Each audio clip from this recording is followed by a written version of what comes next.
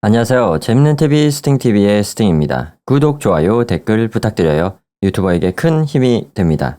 오늘은 저번에 이어서 사마귀, 살인마의 외출 5, 6화 스포일러 설명회를 하겠습니다. 스포일러가 포함되어 있으므로 스포가 싫으시다면 뒤로 가기 눌러주세요. 드라마 5화는요. 저번 시간에 정희신이 기가 막히게 탈옥을 해서 차수열이 집을 찾아오잖아요.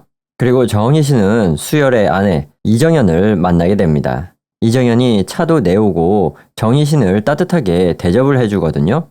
여기서 정희신이 이정현에게 자기가 차수열이 엄마라면서 자신이 죽었다는 것이 거짓말이라고 알려줘요. 한편 차수열과 최중호 계장, 김우태 형사는 정희신이 갈 만한 곳이 어딜까? 라고 추리를 하다가 차수열이가 무슨 촉이 발동했는지 황급히 자기네 집으로 가게 되거든요. 그래서 차수열이 자신의 집에 정희신이 아내와 있다는 것을 발견하게 되는데 아내는 엄마가 살아있다는 것을 알게 된 거예요. 그리고 차수열이 엄마에게 가자고 말하고 다시 감옥으로 순순히 가게 됩니다. 그래서 정희신이 감옥에 들어가니까 차수열이가 서구환을 죽인 인물을 정희신으로 생각하고 그것에 대해 추궁하기 시작하는데요.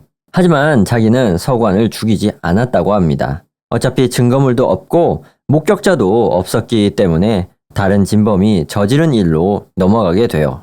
이제 차수열이 집에 돌아왔는데 아내 이정현과 차수열은 그동안 아이 문제도 있었고 자신이 엄마 이야기를 숨겼다는 문제 때문에 서로 냉랭했거든요.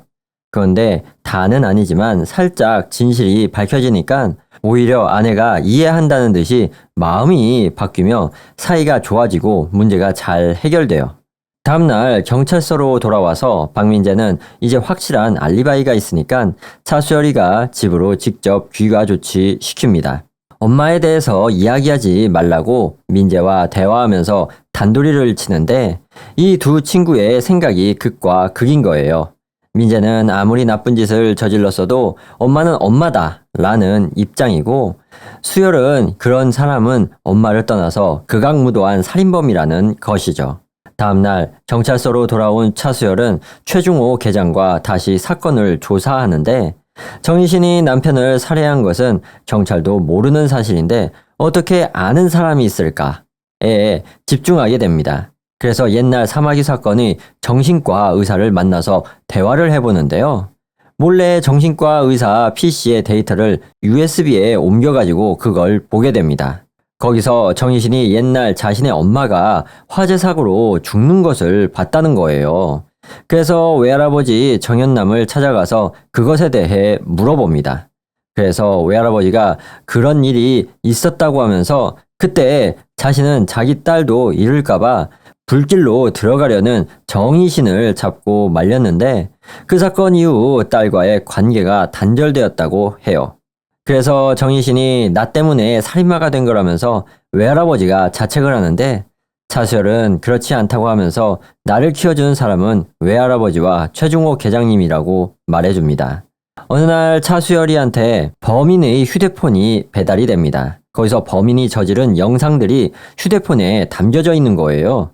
조금 있다가 범인에게 전화가 옵니다. 범인이 휴대폰을 정희신에게 전달하라고 명령하고 끊어버려요. 당연히 추적은 실패합니다. 될 리가 없죠. 정희신 이야기가 나오니까 원래 최중호 계장과 차수열이만 정희신과 공조하면서 만날 수 있었고 모두에게 비밀로 하고 있었거든요. 거기서 아니 우리는 다른 팀이냐 하면서 다른 팀원들의 반발을 사게 됩니다. 그래서 차수열이가 정희신이 자신이 엄마라는 것을 제외하고 정희신과 사건을 공조하고 있다고 밝히게 돼요. 지금까지 팀원들을 속인 거니까 막 화를 내고 떠나려고 하는데 그래도 김주임이 범인을 잡는 게 더 중요하니까 지금까지 피해자들과 관련된 공통된 인물들 중에 데이트 어플 속 조이라는 아이디를 가진 사람이 있다고 말해줘요. 차수열이가 김주임에게 고맙습니다 라고 말하고 다들 같이 가자고 하면서 사마귀에게로 갑니다. 이제 형사 팀원들과 정희신이 범인이 준 휴대폰에 대해서 분석을 하는데 그때 범인에게 전화가 걸려옵니다. 정희신과 범인이 이런저런 이야기를 나누는데 범인이 마지막 장면으로 그놈은 끝이다 라고 말하는 거예요. 그래서 마지막 장면이라고 말한 범인의 말에 주목하게 됩니다. 데이트 앱에서 조이의 팔로워 중 영화나 연극에 관련된 인물을 조사하다가 김서준이라고 오페라 가수를 찾아서 경찰들이 오페라 공연장으로 출동하거든요. 근데 정희신은 아니라고 하는 거예요. 하지만 차수열은 조금이라도 의심이 되면 출동해야 한다면서 공연장으로 갑니다. 이제 형사들이 공연장으로 왔는데 관객이 너무 많고 오페라가 진행 중이니까 일단은 공연장 주변을 확인하고 주요 길목에 형사들을 배치하면서 끝날 때까지 기다리게 돼요. 공연이 끝났는데 김서준 씨가 사라졌다는 거예요.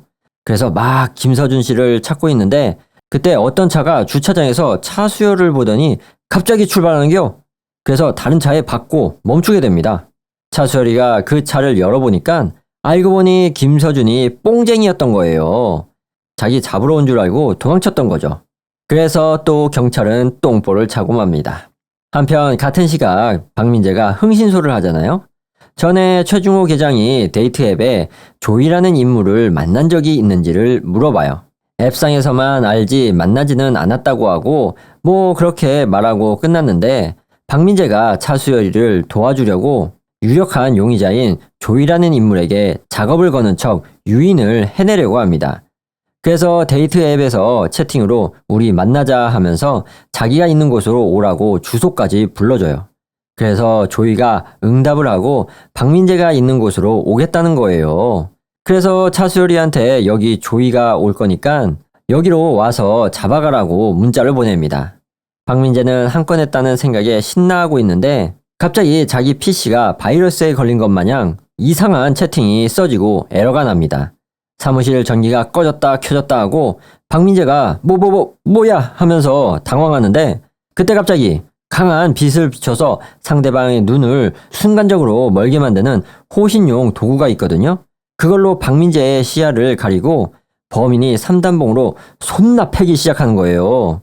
박민재는 범인에게 뒤지게 쳐맞아가지고 피를 줄줄 흘리면서 쓰러지게 됩니다. 같은 시각 반대편에서 차수열이가 뽕쟁이를 잡고 나서 박민재의 문자를 보고 빠르게 박민재의 사무실로 출동하게 돼요. 사무실에 딱 들어갔는데 아니! 민재가 아주 피를 철철 흘리면서 거의 죽음 직전에 있는 거예요. 범인에게 날붙이로 고문을 당했는지 온몸에 칼자국이 있고 바닥에는 피가 흥건하면서 애가 사경을 헤매고 있는 겁니다. 빨리 구급차를 부르는데 5분 있다가 온대요. 차수열은 박민재를 끌어안고 정신 차려보려고 어떻게든 의식을 잃지 않게끔 노력하면서 눈 떠보라고 박민재! 하면서 5화가 끝나게 됩니다. 드라마 6화는 이제 경찰들과 정희신이 박민재 살인사건의 현장을 조사하는데 정희신은 이번 범행이 자신이 벌인 예전 범행과는 상관없는 범인이 충동적으로 벌인 사건이라고 말해줍니다. 그러니까 박민재는 진짜로 정희신을 엄마로 생각하고 차수열을 돕고 싶었던 좋은 사람이었던 거예요. 그래서 차수열은 정희신한테 고개를 숙이며 제발 범인을 잡게 해달라고 간청을 하게 됩니다. 그 정도로 차수열은 범인을 정말로 잡고 싶은 거예요. 아무튼 다시 정희신에게 범인이 휴대폰으로 연락이 오게 됩니다. 범인과 정희신이 영상통화를 하게 되는데 당연히 범인은 얼굴을 가리고 있고 막 한 바퀴 돌면서 자랑하듯이 어떤 방에 범행에 쓰일 도구들이 막 놓여져 있는 거예요. 그리고 네 번째라고 범인이 말하는데 네 번째 범행을 지금 저지르겠다고 말하고 싶은 거겠죠. 그래서 사마귀 사건을 찾아보니까 옛날에 아주 끔찍한 아동학대를 하던 남편을 사마귀가 불로 달군 숟가락으로 코를 지지고 팔, 다리를 분질러서 과다출혈로 살해한 사건이 있었어요. 지금 범인은 그 네 번째 범행을 영상통화로 직접 보여주겠다는 겁니다. 범인이 정희신과 이런저런 대화를 하다가 범인 방에 초인종이 울려요. 이제 희생양이 될 사람이 온 거죠. 그리고 전화가 끊어집니다. 그래서 범인이 보여준 영상을 토대로 범인이 있는 곳이 어떤 호텔이라는 것을 알아내요. 경찰 특공대와 형사들이 출동하게 됩니다. 그리고 다시 범인에게 연락이 와요. 이미 희생양이 될 사람이 붙잡혀서 결박이 되어 있고 신나서 주절거리는데 정희 씨는 최대한 시간을 벌어보려고 범인과 길게 대화하려 노력을 합니다. 이제 범인의 살인쇼가 실시간 영상통화로 시작이 되는데 먼저 망치로 다리를 내리쳐서 뿌악 하고 박살내요. 피해자가 괴로움에 몸부림을 치는데 어우 끔찍해요. 이제 경찰이 호텔에 도착해서 쫙 깔리고 수색을 하는데 호텔 직원한테 영상에 나온 방을 보여주면서 이게 무슨 방이냐고 물어보니까 그렇게 생긴 방이 3층에서 13층까지 있다는 거예요. 맙소사, 엄청 흔한 방인 거죠. 게다가 그날 무슨 아이돌 팬클럽이 여행을 와서 그 층의 객실이 대부분 차 있다는 겁니다. 지금 살인쇼가 진행 중인데 빨리 찾아야 하잖아요. 여기서 김주임은 이미 경찰이 도주로를 다 차단했으니까 먼저 화재 경보를 울리고 살인쇼를 멈춰서 피해자를 구하자는 의견을 냈고, 반면 차수열은 시간이 오래 걸리고 피해자의 희생을 감수하고서라도 샅샅이 수색을 해서 범인을 오늘 무조건 잡겠다는 의견으로 갈리게 됩니다. 그래서 일단은 차수열이 팀장이니까 팀장의 명령을 듣게 되는데요. 한 팀은 13층부터 찾고 다른 한 팀은 3층부터 찾게 됩니다. 그동안 피해자는 온갖 고문을 당하고 숟가락으로 얼굴이 치직치직 구워지고 망치로 온몸이 다져진 다짐육이 되어가는데 피해자가 딸피가 돼서 이제 시간이 없잖아요. 그때 차수열이 예전 사마귀 사건 파일에서 사마귀가 살해했던 남편의 집의 호수가 418호라는 것을 생각해내고 그곳으로 출동하게 됩니다. 가는 길에 김주임이 이제 피해자가 죽을 수도 있으니까 호텔의 소방 비상벨을 울려버려요. 그러면서 범인의 영상통화도 꺼지게 됩니다. 비상벨이 울려서 이제 호텔에 있었던 사람들이 우르르 쏟아져 나오는데 아비규환이 된 거예요. 이때 차수열은 매의 눈으로 범인을 알아보고 막 쫓아가요. 김주임은 418호로 가서 피해자를 구하게 돼요. 차수열이 범인을 쫓아서 호텔의 지하 배관들이 있는 설비실로 추적해 들어갑니다. 거기서 또다시 번쩍번쩍거리는 눈뽕 호신구에 기습을 당하는데요. 범인에게 3단봉으로 쳐맞아서 차수열이 대가리가 깨지고 머리에 김치 국물이 흐르게 됩니다. 결과적으로는 역시나 범인을 놓치게 돼요. 근데 김주임이 차수열이 뭔가 있다고 생각하는지 다른 형사에게 차수열의 뒤를 남몰래 캐보라고 지시합니다. 차수열은 이번 사건의 영상에서 범인이 흥얼거렸던 노래가 옛날 정희신이 자신에게 자주 불러주었던 노래였다는 것을 추억 속에서 알아내게 돼요. 그래서 정희신에게 그것을 알려주니까 정희신은 범인이 그때와 똑같이 나를 따라했다고 알려줍니다. 그리고 그것은 진술서에도 없는 내용이었어요. 그래서 당시 4번째 사건 현장에서 범인이 정희신의 범죄 행각을 실시간으로 보고 있었다는 결론을 내리게 됩니다.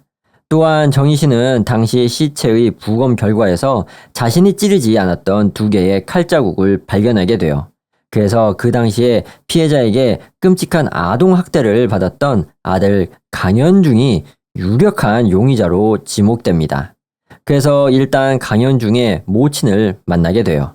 근데 알코올성 치매로 요양원에 계시는데 완전히 정신이 없으신 거예요. 거기서 주변 사람들에게 물어보니까 가끔 방문하는 사람이 여자라는 겁니다. 여기서 차수열이가 개 날카롭게 추리를 하는데요. 강현중은 어렸을 때 끔찍한 과거를 겪었고 얼굴도 학대에 의한 화상 때문에 엉망이었어요. 게다가 성정체성의 혼란을 가지고 있었습니다. 그래서 현재는 분명 과거의 자신을 지우고 새로운 사람으로 다시 태어났을 것이며 그것은 여자일 것이다 라고 추리를 합니다. 그래서 주변 트랜스젠더 분들을 탐문하기도 하고 성형외과와 정신과도 찾아가서 물어보기 시작하는데요. 차수열이도 막 탐문을 하다가 과거에 어떤 병원에 수상한 환자가 있었다는 제보를 받고 그놈이다라고 느낀 거예요. 그래서 차수열이 팀원들에게 수상한 환자가 있다는 병원을 알려주러 경찰서로 돌아갑니다. 근데 팀원들이 다들 똥 씹은 표정인 거예요. 무슨 일이냐고 하니까 왜 정희신이 당신의 엄마인 것을 숨겼냐? 라고 김주임이 팀원들 대표로 따지기 시작합니다.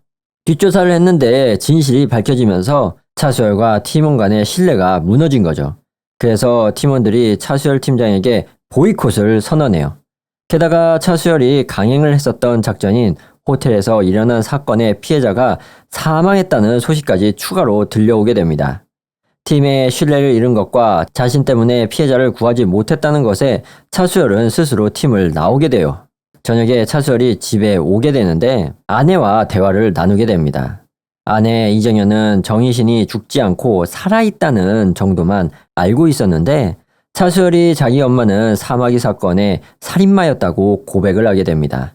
그래서 자신이 살인마의 아들이라 자신도 그런 끔찍한 사람일지도 모른다는 불안, 자신의 아이가 살인마의 피를 이어받아 그런 사람이 될 수도 있다는 공포, 이러한 자신의 마음속의 두려움을 아내에게 고백하면서 지금까지 속여서 미안하다고 용서를 구하고 사랑한다는 말을 끝으로 그녀의 곁을 떠나게 됩니다. 그러면서 6화가 끝나게 되는데요.